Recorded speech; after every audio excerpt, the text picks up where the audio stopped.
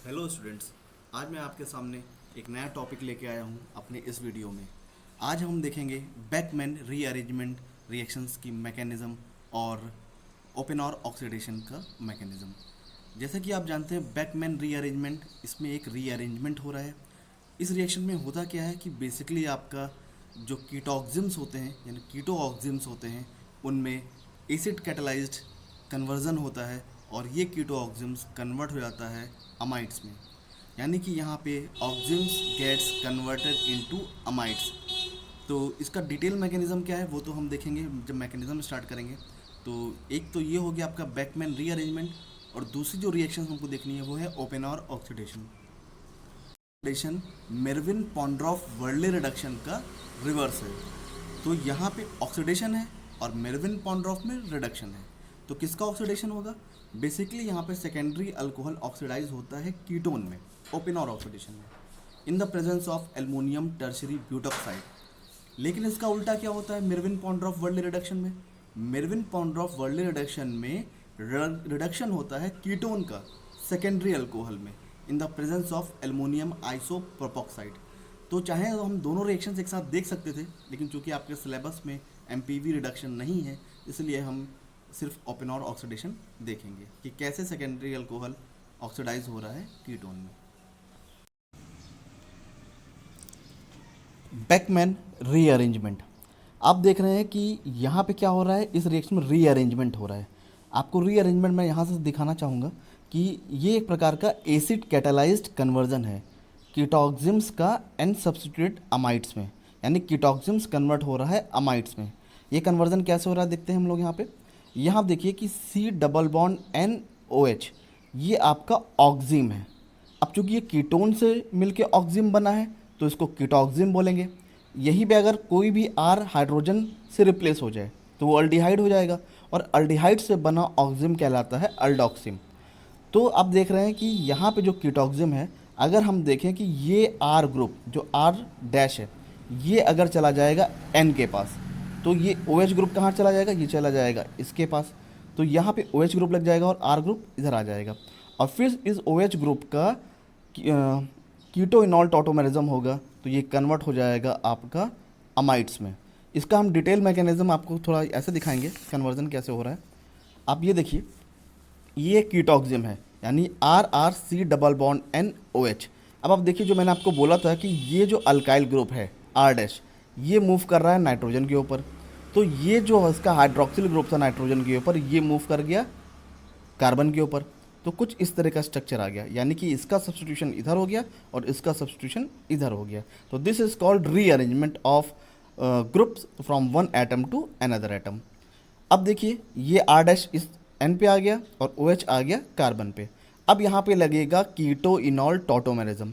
कीटो इनॉल tautomerism में क्या होता है कि ये जो डबल बॉन्ड है ये मूव कर जाएगा सी और ओ के बीच में, और ये जो हाइड्रोजन है ये मूव कर जाएगा नाइट्रोजन के ऊपर। तब आप देखिए कि ये बन गया R C double bond O N R या एन एच आर। तो ये एक प्रकार का अमाइड हो गया, यानी कि यहाँ पे ऑक्सिम्स गेट कन्वर्टेड इनटू अमाइड्स। और ये रिएक्शन बैकमैन ने दी थी, और यहाँ पे रीअरेंजमेंट हो रहा है हाइड्रोक्सिल और अल्काइल ग्रुप का, इसीलिए इस रिएक्शन को बोलते हैं बैकमैन रीअरेंजमेंट। रीअरेंजमेंट होकर और कीटो ऑक्सिम कन्वर्ट हो जा रहा है एंड सब्स्टिट्यूट अमाइड्स में। अब आइए देखते हैं डिटेल मैकेनिज्म कैसे कीटो ऑक्सिम आपका अमाइड में कन्वर्ट हो रहा है। तो ये देखिए ये है कीटो ऑक्सिम। अब ये चूंकि एसिड कैटेलाइज्ड रिएक्शन है तो यहाँ पे एसिड अटैक करेगा OH के पास, तो ये दैट विल फॉर्म वाटर यानी कि H2O। अब इस H2O ये वाटर बाहर निकल जाएगा। ये वाटर बाहर निकला तो ये प्लस चार्ज मूव कर जाएगा नाइट्रोजन के ऊपर। अब नेक्स्ट में आप देख रहे हैं यहाँ वाटर निकल गया और प्लस चार्ज आ गया नाइट्रोजन के ऊपर। अब यहाँ पे क्या होगा? रीअरेंजमेंट होगा यानी कि सब्स्टिट्यूशन होगा। तो ये अल्काइल ग्रुप मूव कर जाएगा नाइट्रोजन के ऊपर। तो जैसे ही अल्काइल ग्रुप नाइट्रोजन के ऊपर मूव करेगा तो ये प्लस चार्ज मूव कर जाएगा कार्बन के ऊपर। अब देखिए प्लस चार्ज कहाँ गया? कार्बन के ऊपर। अब क्या होगा? इसमें वाटर रिएक्ट करेगा, वाटर इस पर एक्ट करेगा, वाटर डिसोसिएट होगा H प्लस और OH माइनस पे। तो अब चूंकि यहाँ प्लस चार्ज है तो OH माइनस क्या करेगा? ये OH माइनस इस प्लस पे अटैक करेगा और ये बन जाएगा ये पार्ट इंटरमीडिएट, यानी कि RCOH डबल बॉन्ड NR। अब यहाँ क्या लगेगा, जैसे मैंने आपको भी पहले ही बताया था कि यहाँ कीटो इनॉल टॉटोमेरिज्म लगेगा। कीटो इनॉल में क्या है कि ये डबल बॉन्ड जो सी और एन के बीच में है ये मूव कर जाएगा सी और ओ के बीच में। तो चूंकि बॉन्ड सी और ओ के बीच में मूव कर चुका है तो हाइड्रोजन मूव कर जाएगा एन के ऊपर, और ये आपका बन जाएगा RCONRH। यानी कि यहाँ पे आपका जो ऑक्सिम्स था वो अभी आर सब्स्टिट्यूटेड अमाइड्स में कन्वर्ट हो गया है। जैसे मैं आपको दिखाऊं तो अगर ये ब्रैकेट बना के दिखाऊं तो ये जो CONH है, ये CONH क्या है, ये अमाइड है, दिस वन इज़ अमाइड। और ये जो C डबल बॉन्ड NOH ये था, ये क्या था, ये ऑक्सिम था। तो यहाँ पे आप देखेंगे कि हाइड्रोक्सिल ग्रुप इस कार्बन पे आ गया जो कि नाइट्रोजन के ऊपर था, और ये अल्काइल ग्रुप जो कार्बन के ऊपर था वो नाइट्रोजन के ऊपर आ गया। तो एक प्रकार का ये रीअरेंजमेंट हुआ, इसीलिए इसको बोलते हैं बेकमैन रीअरेंजमेंट। आइए अब स्टार्ट करते हैं ओपन और ऑक्सीडेशन। ओपन और ऑक्सीडेशन में बेसिकली क्या हो रहा है, ऑक्सीडेशन हो रहा है। किसका ऑक्सीडेशन हो रहा है, आप यहाँ से देख सकते हैं कि ये सेकेंडरी अल्कोहल है। सेकेंडरी अल्कोहल कीटोन से रिएक्ट हो रहा है, तो किसके प्रेजेंस में, अल्मोनियम टर्शरी ब्यूटॉक्साइड। तो ये जो सेकेंडरी अल्कोहल है ये ऑक्सीडाइज हो जाएगा कीटोन में। अब चूंकि ये रिएक्ट किया है कीटोन से तो कीटोन रिड्यूस हो जाएगा अल्कोहल में, यानी ketone get reduce into alcohol, और जो सेकेंडरी अल्कोहल है वो ऑक्सीडाइज हो जाएगा कीटोन में। किसके प्रेजेंस में, aluminium tertiary butoxide. This is called open और ऑक्सीडेशन। अब आइए स्टार्ट करते हैं मैकेनिज्म। यहाँ आप देखिए कि जो सेकेंडरी अल्कोहल हमने लिया था ये रिएक्ट कर रहा है एल्मोनियम टर्शरी ब्यूटॉक्साइड से। अब चूंकि यहाँ टर्शरी ब्यूटॉक्साइड है तो इसलिए हम यहाँ पे 3 मोल ऑफ सेकेंडरी अल्कोहल ले रहे हैं। तो आप देखेंगे कि ये स्ट्रक्चर आपस में कंबाइन होगा। तो यहाँ पे आप देखिए कि ये जो एक हाइड्रोजन है ये मूव कर जा रहा है एल्युमिनियम के पास। तो ये यहाँ जब मूव करेगा तो ये जो रिजल्टेंट स्ट्रक्चर हो जाएगा ये हो जाएगा R2CHO। अब चूंकि 3 मॉलिक्यूल लिया था तो ये हो गया होल थ्राइस, और ये एल्युमिनियम आ गया इधर और हाइड्रोजन चला गया इधर। तो ये हो गया R2CHO का होल थ्राइस और एल्युमिनियम। अब बचा क्या, क्योंकि एक हाइड्रोजन इधर मूव कर चुका है तो ये हो जाएगा 3 mole of this one is Me3COH। अब आप आगे आते हैं तो ये जो पार्ट आपका एल्युमिनियम कैटालाइज्ड रिएक्शन हुई है, तो सेकेंडरी अल्कोहल चूंकि एल्युमिनियम से यहाँ पे रिएक्ट कर चुका है तो अब ये किससे रिएक्ट करेगा, अगले रिएक्टेंट से, दैट इज कीटोन या एसीटोन। अब आप देखिए कि यहाँ पे क्या है, ये R2CHO ये 3 मोल है और ये किससे रिएक्टेड है, एल्युमिनियम से।